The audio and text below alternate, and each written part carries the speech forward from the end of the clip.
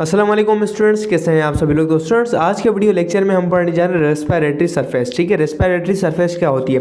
हमारे बॉडी के अंदर जो है हमें जो है नीड है ऑक्सीजन की, गैसेस की, तो उसके लिए हम जो है ब्रीथिंग का प्रोसेस करते हैं। ठीक है, that is part of respiration. ठीक है, तो रेस्पिरेशन जो हो रही है हमारे पास जो है ऑक्सीजन इंटर हो रही है एंड कार्बन डाइऑक्साइड एक्सहेल हो रही है।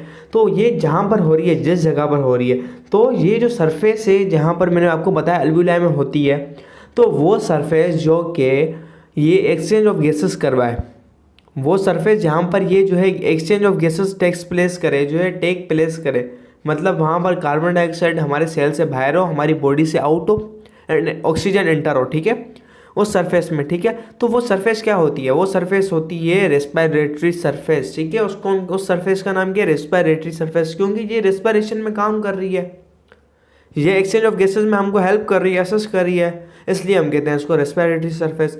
तो वो सरफेस जो कि एक्सचेंज ऑफ गैसेस में हेल्प करे, या एक्सचेंज ऑफ गैसेस जहाँ पर प्लेस हो, मतलब जहाँ पर जिस जगह पर वो गैसेस का एक्सचेंज, गैसों का तबादला हो रहा हो, उस प्लेस को कहते हैं रेस्पिरेटरी सरफेस। और कहाँ से वो तबादला हो रहा होता है, हमारे एटमॉस्फेयर से, हमारे एनवायरनमेंट से। ठीक है, तो भाई हमारे हर ऑर्गेनिज्म को रेस्पिरेटरी सरफेस चाहिए। बहुत सारे ऑर्गेनिज्म होते हैं यूनिसेलुलर, और बहुत छोटे छोटे ऑर्गेनिजम्स होते हैं जिनकी जो स्किन होती है वो क्या होती है, रेस्पिरेटरी सरफेस होती है। फॉर सपोज अर्थवॉर्म की स्किन होती है रेस्पिरेटरी सरफेस। हमारे पास क्या होती है, अल्वियोलाई होती है। हमारी सरफेस क्या है, हमारी अल्वियोलाई लंग्स के अंदर छोटे छोटे सेक लाइक स्ट्रक्चर्स हैं, इसको कहते हैं अल्वियोलाई पाउच टाइप। ठीक है, the respiratory surface should be moist, ये कुछ प्रॉपर्टीज़ हैं। ठीक है, रेस्पिरेटरी जो सरफेस है, ये इनकी कुछ प्रॉपर्टीज़ हैं, ये होनी चाहिए, तभी जो हमारे पास रेस्पिरेशन है, जो ब्रीथिंग का प्रोसेस है, वो एक्सचेंज है, वो प्रॉपर हो पाएगा। अदरवाइज हमारा प्रॉपर ब्रीथिंग का, वेंटिलेशन का सिस्टम मैकेनिज्म नहीं हो पाएगा। वो क्यों नहीं हो पाएगा, इसको आगे समझते हैं। ठीक है, कैरेक्टर्स ऑफ रेस्पिरेटरी सरफेस। ठीक है, कैरेक्टरिस्टिक्स ऑफ रेस्पिरेटरी सरफेस की क्या खसूसियात होनी चाहिए, प्रॉपर्टीज़। ठीक है, सबसे पहली बात तो ये मॉइस्ट होनी चाहिए। अब मॉइस्ट क्यों होनी चाहिए, क्योंकि ये मॉइस्ट इसलिए होनी चाहिए अल्वियोलाई, जो कि ये डिज़ोल्व जो गैसेस होती हैं उसको इजीली क्या पास होने दे, उसके थ्रू वो जो मेम्ब्रेन होती है, वो पाउच होती है, वो मॉइस्ट होनी चाहिए, मॉइस्चर होना चाहिए। ठीक है, जैसे हमारे पास वो गैसेस को, डिज़ोल्व गैसेस जो होती हैं उनको पास करने दें।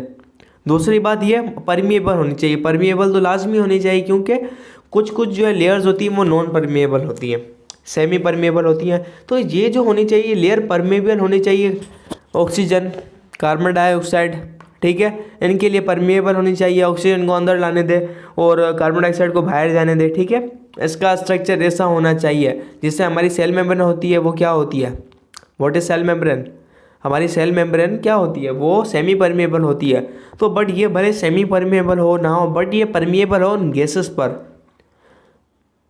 Oxygen, carbon dioxide etcetera. ठीक है, इन पर क्या परमिएबल होनी चाहिए। परमिएबिलिटी कहते हैं, परमिशन का नाम आ रहा है, मतलब इजाज़त है, यानी इन गैसेस को उस लेयर से, for suppose this is a layer, there is oxygen, तो ये यहाँ से इसे क्रॉस कर पाए ऑक्सीजन, यहाँ पर कार्बन डाइऑक्साइड है तो यहाँ से पास कर पाए, तो ये प्रॉपर्टी होती है परमिएबल।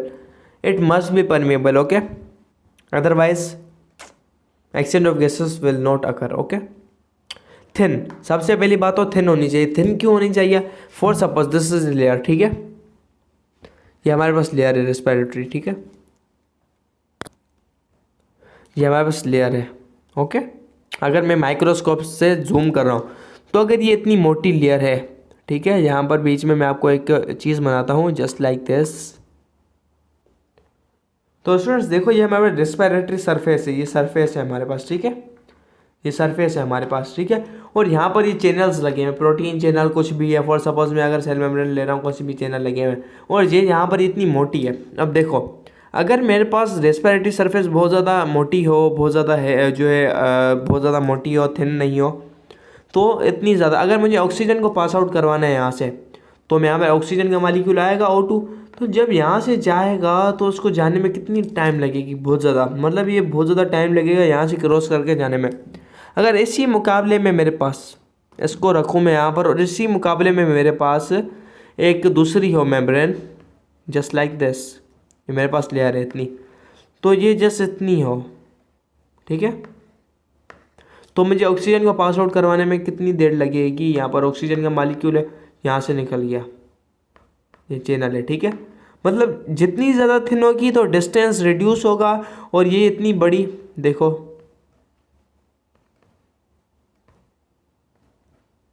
तो मेरे पास डिस्टेंस कम हो गया, डिस्टेंस मैंने रिड्यूस करवा दिया, तो ये हमारे पास इजीली पास आउट हो गए, ठीक है। ये हमारा डिस्टेंस जो है रिड्यूस हो गया।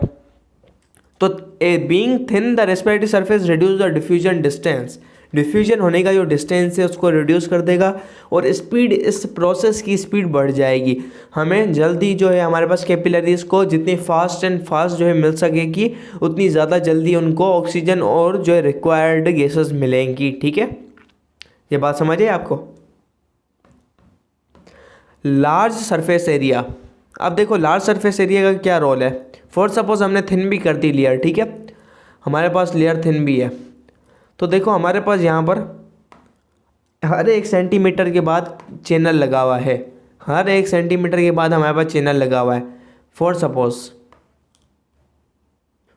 अब हमारे पास हर सेंटीमीटर के बाद एक चैनल लगा पड़ा है, जहाँ से जो है कार्बन डाइऑक्साइड जाएगी, यहाँ पर चैनल है, ठीक है। तो अगर मेरे पास यहाँ पर ऑक्सीजन के मालिक्यूल्स आ जाए O2, कितने जा पाएंगे यहाँ से, 1 जाएगा, यहाँ पर 2, ठीक है। तो अगर मैं यहाँ पर इसकी जो है ये मेम्ब्रेन है, मेम्ब्रेन की अगर साइज़ बढ़ा दूँ, इतनी थी साइज़, 2 सेंटीमीटर बड़ा कर दूँ उसको, और तो 1 2, तो मेरे पास 2 और चैनल आ गए, ठीक है। यहाँ पर 2 और यहाँ पर चैनल आ गए मेरे पास, तो मैं इजीली 2 और ऑक्सीजन के मालिक्यूल्स को यहाँ से क्रॉस कर पाऊँगा, ठीक है, इजीली क्रॉस कर पाऊँगा। तो मतलब अगर मेरे पास बड़ी मेम्ब्रेन होगी, ज़्यादा उसका वॉल्यूम जो होगा, इसकी साइज़ होगी वो बड़ी होगी, तो मैं एक्स्ट्रा ऑक्सीजन को वहाँ से कैरी कर पाऊँगा। तो मतलब लार्ज सरफेस एरिया होना लाजमी है इसका, ठीक है। हमारी बॉडी से ज़्यादा इसका जो एरिया लार्ज होना चाहिए, ठीक है। क्यों होना चाहिए, क्योंकि हमें बहुत ज़्यादा ऑक्सीजन की नीड होती है, हमारे पास सेलुलर जो है हमें एनर्जी की नीड होती है, सो डेट रेस्पिरेशन चल रही होती है, तो इसके लिए हाई अमाउंट की ऑक्सीजन चाहिए हमारे पास, ठीक है। और ब्रेन तो इसको बहुत अच्छे तरीके से यूज़ करता है, ठीक है। अब दूसरी बात यह, फॉर सपोज हमने लार्ज जो है इसका एरिया ले लिया, ठीक है, हमारे पास लार्ज हो गई। तो फॉर सपोज यहाँ पर हमारे पास यहाँ पर ऑक्सीजन के मालिक्यूल है O2, तो ये अंदर आ गए, ठीक है, ये अंदर आ गए, 4 O2 के मालिक्यूल यहाँ पर अंदर आ गए हमारे पास, ठीक है। तो हमारे पास यहाँ पर होती है कुछ वेसल्स या कैपिलरीज ब्लड की, ठीक है, ब्लड की कैपिलरीज होती हैं हमारे पास इस जगह पर, ब्लड की जो है कैपिलरीज होती हैं हमारे पास, ठीक है।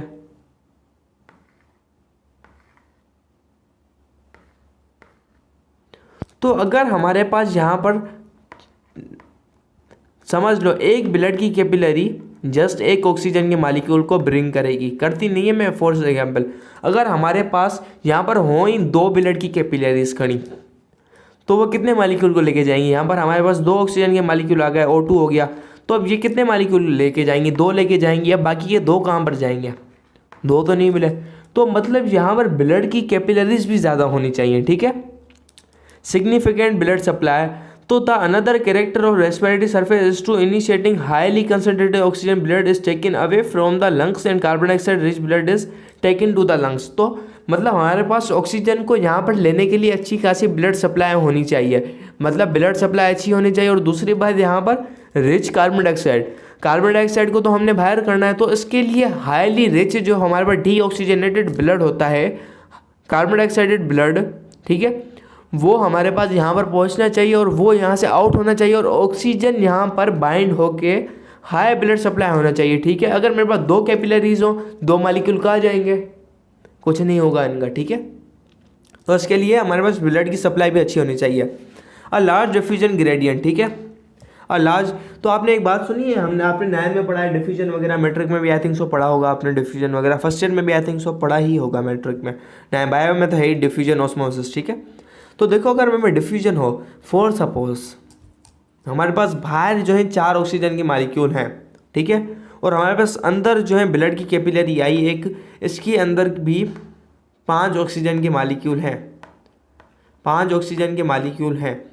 तो अब क्या होगा, ये मालिक्यूल, ये वाला जो मालिक्यूल है अब अंदर नहीं आएगा, ये वाला मालिक्यूल अंदर नहीं आएगा, ये हमारे पास बाहर जा सकता है, ये वाला अंदर नहीं आएगा। यहाँ पर प्रेशर भी एक्ट कर रहा होता है समहाउ, ठीक है, प्रेशर का भी दारोमदार होता है लंग्स में। बट अगर मेरे पास 4-5 यहाँ पर ऑक्सीजन की मालिक्यूल है, यहाँ पर 4 है, यहाँ पर ग्रेडियंट जो है अपोजिट हो जाएगा, ये वाला यहाँ अंदर नहीं आएगा, ठीक है, समहाउ, ठीक है, हार्डली यहाँ पर आए। तो मतलब हमारे पास अंदर जो है यहाँ पर लो अमाउंट की ऑक्सीजन होनी चाहिए। ब्लड की कैपिलरीज जो यहाँ पर पहुँचे, यहाँ पर लो अमाउंट की क्या होनी चाहिए, ऑक्सीजन का रेशो लो होना चाहिए। यहाँ पर तो होता है क्योंकि हम एटमॉस्फेयर से लेके आ रहे हैं, यहाँ पर लो होना चाहिए। और यहाँ पर कार्बन डाइऑक्साइड का हाई होना चाहिए, जैसे ये हाई ऑक्सीजन कार्बन डाइऑक्साइड बाहर निकल जाए, ठीक है। तो आपने पता है, for the purpose of continuous breathing oxygen concentration in the alveola is higher than in the capillaries, so oxygen moves from the alveola to the blood, carbon dioxide diffuse in the opposite direction. तो continuous breathing की वजह से हम oxygen को continuously 4 molecule जो है oxygen के अंदर ला रहे होते हैं, ठीक है, कंटिन्यूसली। तो हमारे पास ऑक्सीजन की कंसंट्रेशन जो अल्वुला में होती है वो तो हाई होती है, बट ब्लड की कैपिलरीज में क्या होती है, लो। तो ब्लड की कैपिलरीज में क्यों लो होती है यार, ब्लड का कंटिन्यूस सप्लाई हो रहा होता है, हमारे पास सेल्स जो है कंटिन्यूसली उसको ले रहे होते हैं, ठीक है। अगर हमारे पास ब्लड के अंदर बहुत ही ज़्यादा हो जाए ऑक्सीजन हमारे पास एज़ कम्पेयर टू अल्वुला, तो ये ग्रेडियंट उल्टा हो जाएगा, ठीक है। ऐसा हमने करना नहीं होता और ऐसा होगा भी नहीं, क्योंकि हमारे पास कंटिन्यूसली यूज़ हो रहा है ऑक्सीजन का, ठीक है। तो हमारे पास लंग्स के अंदर ज़्यादा ऑक्सीजन होती है, ठीक है। लंग्स के अंदर हमारे पास आई थिंक 21% डाला है, मैंने मैट्रिक की बुक में पढ़ा था, मुझे याद नहीं आ रहा परफेक्ट रेशियो। तो जो है हम जो है बहुत ही ज़्यादा कम ऑक्सीजन यूज़ करते हैं, ठीक है। अगर हमारे पास 10 मालिक्यूल्स यहाँ 4 मालिक्यूल्स हैं, तो हम 2 से या आई थिंक 10 मालिक्यूल हैं तो उसमें से 4 लेते हैं, 3 अंदर लेके आते हैं आई थिंक 100 मालिक्यूल। मेरे ख्याल से वो 16% ऑक्सीजन आती है अंदर, और मेरे ख्याल से हम उसको 5% यूटिलाइज करते हैं, 11% वापसी भेजते हैं, आई थिंक सो ऐसे कुछ था। बट हम पूरी की पूरी जो ऑक्सीजन अंदर आती है हमारे लंग्स के अंदर अल्वुलाई के पास, हम उसको टोटली हमारे पास यूटिलाइज नहीं करते, ठीक है, क्योंकि हमेशा अल्वुलाई के अंदर बहुत ज़्यादा ऑक्सीजन होती है। ये बात समझिए आपको। तो लार्ज डिफ्यूजन ग्रेडियंट, तो ये कुछ कैरेक्टरिस्टिक्स होते हैं हमारे पास उस सरफेस के। देखो, ये थिन होनी चाहिए, मॉइस्ट वॉल्स, ये कैपिलरी होती है, ये पाउच लाइक स्ट्रक्चर होता है जिसको कैपिलरी सराउंड कर रही होती है इस पाउच को, ठीक है। Air is inhaled and exhaled. Diffusion carbon dioxide, यहाँ से जो है कार्बन डाइऑक्साइड बाहर गई, यहाँ से ऑक्सीजन अंदर चली गई, ठीक है, डिफ्यूज हो गई, ठीक है। अल्वुलाई होती है थिन, मॉइस्ट वॉल्स होनी चाहिए, ठीक है, कैपिलरी है। ये आई थिंक सो यहाँ पर ये जो है मालिक्यूल्स हैं, ओके। तो ये हमारे पास इसकी जो है कैरेक्टरिस्टिक्स हैं। तो आई थिंक सो आपको ये कैरेक्टरिस्टिक्स समझ आ गई होंगी। तो मिलते हैं नेक्स्ट वीडियो के अंदर, तब तक के लिए बाय बाय, अल्लाह हाफिज़।